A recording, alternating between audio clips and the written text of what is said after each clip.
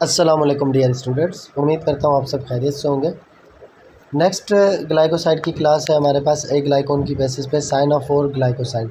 साइनोफोर glycoside हमारे पास ऐसे होते हैं जिनमें हमारे पास कार्बन और नाइट्रोजन का बॉन्ड बना होगा, carbon triple bonded nitrogen group मौजूद होगा, ठीक है। और अमाइनो एसिड जो है वो इनका प्रिकर्सर होता है।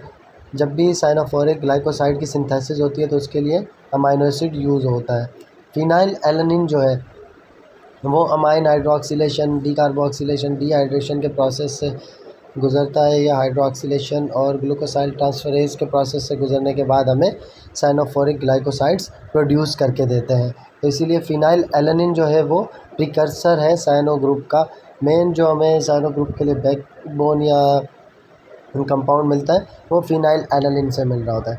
अब हमारे पास हाइड्रोलाइसिस ऑफ अमाइगडालिन, अमाइगडालिन के जो है ना मालिक्यूल हमें मिलते हैं। जब भी दो मालिक्यूल अमाइगडालिन के हाइड्रोलाइज हों तो उनमें से हमारे पास ग्लाइकोन पार्ट रिमूव होते हैं, जबकि एक ग्लाइकोन पार्ट पीछे रह जाते हैं। हाइड्रोलाइसिस होती है अमाइगडालिन की by the help of emulsion enzyme. Emulsion में हमारे पास अब दो चीज़ें होती हैं, अमाइगडालेज और प्रूनेज।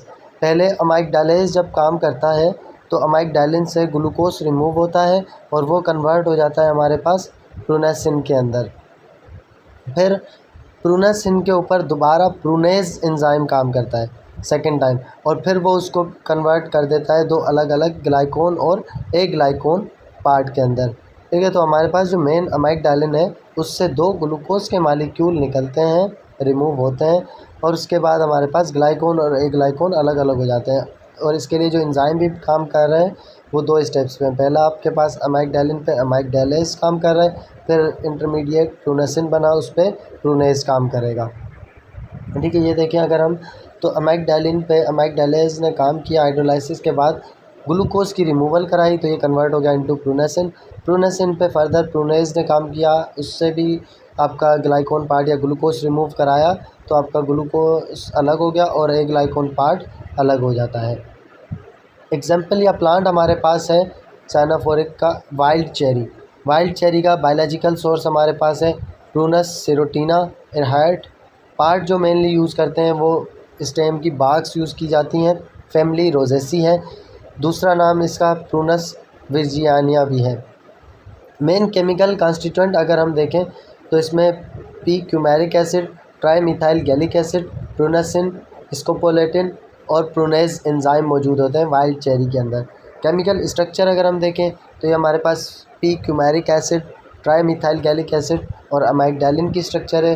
उसके अलावा ये हमारे पास प्रूनेसिन और स्कोपोलेटिन की स्ट्रक्चर है। ये सारी इंशाल्लाह अलग से लेक्चर में हम ज़रूर डिस्कस करेंगे।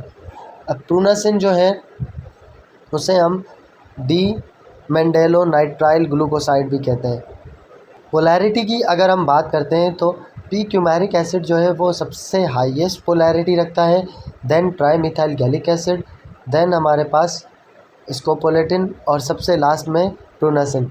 अब आप यहाँ देखें तो इसमें हमारे पास पी क्यूमेरिक एसिड में एक तो आपके पास एसिडिक ग्रुप है बट उसके साथ दूसरा हाइड्रोक्सिल ग्रुप है, जबकि ट्राई मिथाइल गैलिक एसिड में हमारे पास मिथॉक्सी ग्रुप्स हैं, ठीक है। जबकि स्कोपोलेटिन में तो कार्बोक्सिलिक एसिड है ही नहीं, और इसी तरह प्रूनेसिन में भी ना हमारे पास कार्बोक्सिलिक एसिड है ना ही हाइड्रोक्सिल ग्रुप है, तो इसकी वजह से उसकी पोलैरिटी सबसे लास्ट में आ रही है।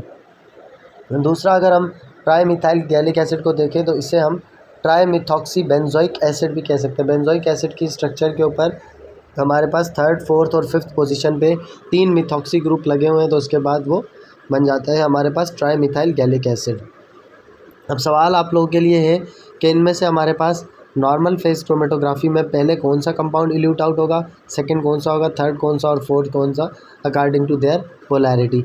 यूजेस अगर हम देखें तो वाइल्ड चेरी जो है वो यूज़ होती है कफ प्रिपरेशन के अंदर एज ए सेडेटिव, एक्सपेक्टोरेंट और as a flavouring agent. Expectorant हम ऐसे सब्सटेंस को कहते हैं जो स्प्यूटम को या जो बलगम बन जाता है उसको रिमूव आउट करे या एक्सपेल करने में हेल्प आउट करे। नेक्स्ट ग्लाइकोसाइडल क्लास हमारे पास है अल्डिहाइड ग्लाइकोसाइड। अल्डिहाइड का हमारे पास प्लांट या जो एग्जांपल है वेनिला, जिसका बायोलॉजिकल सोर्स हमारे पास वेनिला प्लेनिफोलिया या वेनिला टेहिटेंसिस है। फैमिली इसकी ऑर्चिडेसी है। पार्ट जो हम यूज़ करते हैं वो अनराइप फ्रूट या फुली ग्रोन जो फ्रूट होता है वो यूज़ किया जाता है। मेन केमिकल कॉन्स्टिट्यूएंट्स अगर हम देखें, ग्लूकोवेनिलिन, ग्लूकोवेनिलिक अल्कोहल, ये दोनों इसके मेन केमिकल कॉन्स्टिट्यूएंट है। स्ट्रक्चर अगर हम देखें, ग्लूकोवेनिलिन में अगर हमारे पास हाइड्रोक्सिल ग्रुप की एडिशन हो जाती है सेकंड नंबर पे, तो वो हमारे पास कन्वर्ट हो जाता है ग्लूकोवेनिलिक अल्कोहल में। तो इसीलिए ग्लूकोवेनिलिक अल्कोहल जो है वो हाइड्रोक्सिलेटेड प्रोडक्ट या डेरिवेटिव है ग्लूकोवेनिलिन का। अब इसमें पोलैरिटी की अगर हम बात करें तो ग्लूकोवेनिलिक अल्कोहल जो है वो ज़्यादा पोलर है एज़ कम्पेयर टू ग्लूकोवेनिलिन के, क्योंकि इसमें एक हाइड्रोक्सिल ग्रुप एक्स्ट्रा आ गया हमारे पास। अब सवाल आप लोगों के लिए जो टास्क है, आपने रिवर्स फेस क्रोमेटोग्राफी के अकॉर्डिंग ग्लूकोवेनिलिन और ग्लूकोवेनिलिक अल्कोहल का इल्यूशन पैटर्न नोट डाउन करना है। यूजेस अगर हम देखें तो vanilla mainly as a flavouring agent use होता है। हम डिफरेंट प्रोडक्ट्स में सुन रहे होते हैं कि वेनीला फ्लेवर है इसके अंदर, और उसके अलावा एज अ फार्मास्यूटिकल एड, जो हमारी फार्मास्यूटिकल प्रिपरेशन है उनमें भी हेल्प आउट करता है। वेनिलिन की अगर हम स्ट्रक्चर देखें, खाली वेनिलिन हो जिसके ऊपर ग्लूकोज ना हो, तो वेनिलिन हमारे पास 4 हाइड्रोक्सी 3 मिथॉक्सी बेंजल्डिहाइड होता है। मेन बेंजल्डिहाइड की स्ट्रक्चर के ऊपर 3rd पोजीशन पे मिथॉक्सी और 4th पे हमारे पास हाइड्रोक्सिल ग्रुप बना हुआ होता है, तो वो हमारे पास वेनीला का मेन कॉन्स्टिट्यूएंट वेनिलिन होता है। फिर उस पर ग्लूकोज अटैच हो जाता है हाइड्रोक्सिल ग्रुप में by the removal of water, तो वो बन जाता है हमारे पास ग्लूकोवेनिलिन। ये हमारे पास केमिकल स्ट्रक्चर है वेनिलिन की। नेक्स्ट ग्लाइकोसाइडल क्लास हमारे पास है फिनोल या अल्कोहल ग्लाइकोसाइड, जिसकी एग्जांपल हमारे पास है सेलिसिन। सेलिसिन का बायोलॉजिकल सोर्स हमारे पास है सेलिक्स परप्यूरा, और फैमिली इसकी हमारे पास है सेलिकेसी।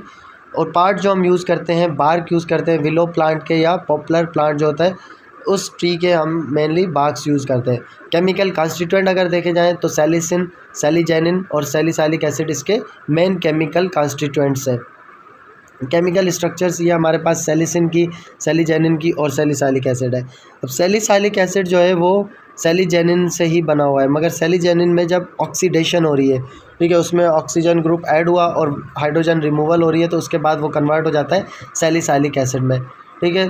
इसके अलावा सेलिजेनिन जो है वो हमारे पास सेलिसाइल अल्कोहल भी है, ठीक है, सेलिसाइलिक एसिड की अल्कोहलिक फॉर्म, तो इसीलिए इसे सेलिसाइल अल्कोहल भी कहा जाता है सेलिजेनिन को।